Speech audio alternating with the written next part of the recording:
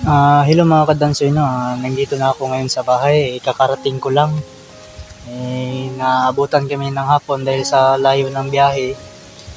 Sa ano pa, bundok.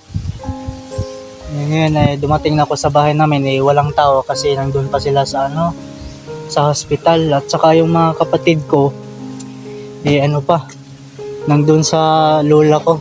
Kukunin ko pa yun at babantayan na naman.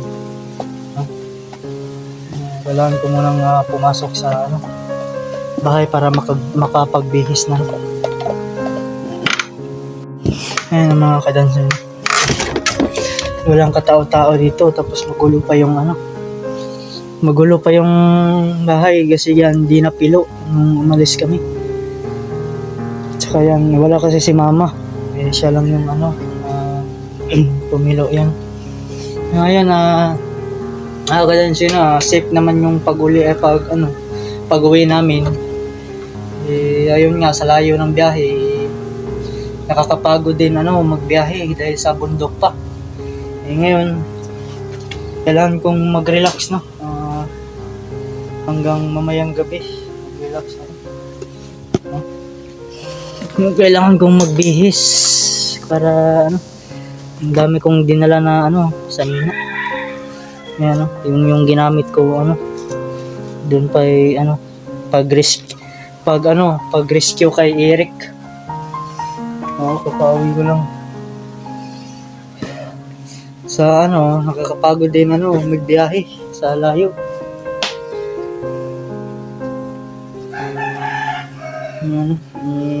Ayun na nga.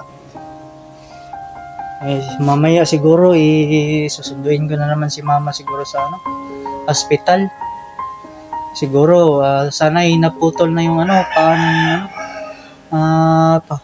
papa ng bata para makauwi na sila, di na pupunta ulit araw-araw sa hospital. Yung kapatid ko kasi walang magbabantay, doon lang sa sa lola ko at saka yung mga mga pinsan ko, sila lang yung nagbabantay sa mga kapatid ko. So wala ring klase ngayon kasi yun nga, sobrang lakas ng lindol. Paulit-ulit talaga yung pagyanig ng lupa. Hanggang ngayon meron pa, pero di na gaano kalakas. Nung kagabi nung 3 AM yata, 6.5 yata yun, 6.7, malakas na yun. Yayanig naman, pero di ako nagising kasi sa sarap ng tulog ko. Di ko na malayan na doon kami natulog Johnny Hunter.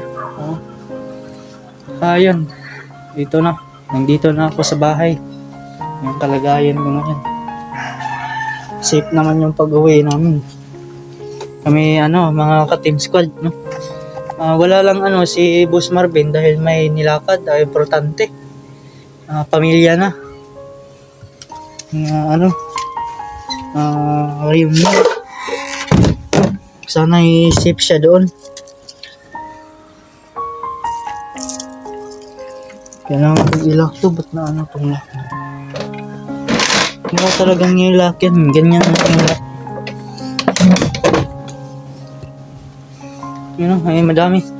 Madami kaming t-shirt yan.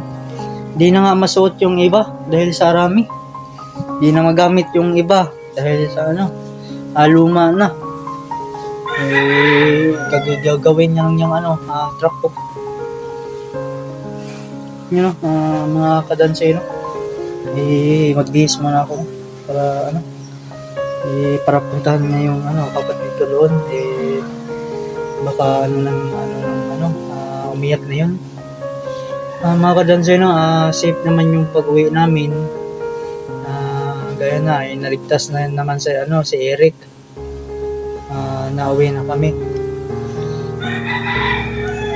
Kaya sa susunod, siguro, iwan ko ba kung anong plano nila, bukod sa Maria. Sila na siguro yung magliligtas doon.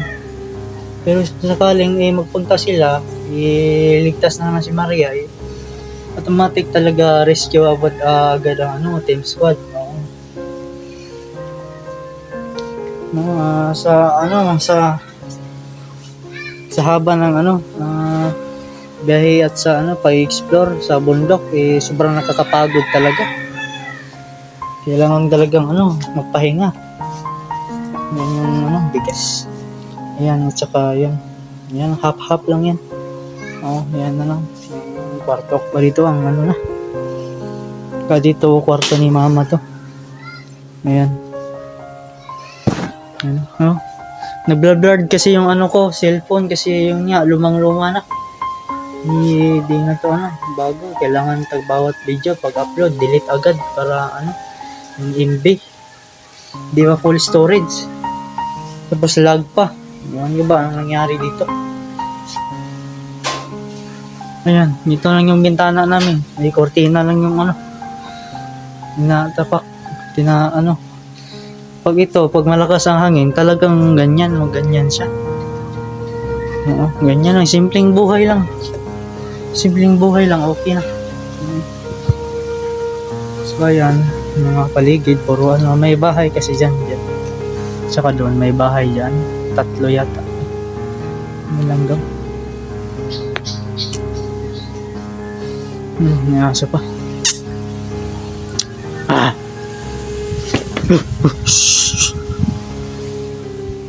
Ayun, mga kadansoy, paalam mo na ako maraming salamat sa inyo sa mga nanonood dyan, mga solid viewers at mga solid silent viewers ko dyan, mga taga-suporta. Maraming salamat sa inyo, sana ay mag-ingat kayo dyan sa sa ibang bansa. Pray lang po para sa kaligtasan ng ating pangangatawan. Ganun talaga ang buhay, may trials talaga. Kahit na gulo-gulo na o mahirap, talagang laban lang, laban lang hanggang sa makakaya. Mga kadansoy, paalam mo na, at God bless sa inyo. Ayun na nga, magbihis ako at bawalikan ko naman yung kapatid ko. Siguro di ko na video yung kapatid ko kasi i-charge ko to, lobat na kasi nandun pa kami sa bundok, wala pa akong power bank. Ang bilis lang kasi to malubat. Ang bilis lang talaga to malubat. Ewan ko ba anong nangyari dito pag video yung ginamit. Yan to, anong cellphone to. Di gaano kasi tong kamahalan. Ayun nga, wala. Pero mga kadansoy, ingat kayo dyan. Saka na ako mag-shoutout pag kasi wala yung listahan ko pag shoutout, salamat sa inyo, sa lahat po. God bless po sa inyo. I love you po. Paalam po.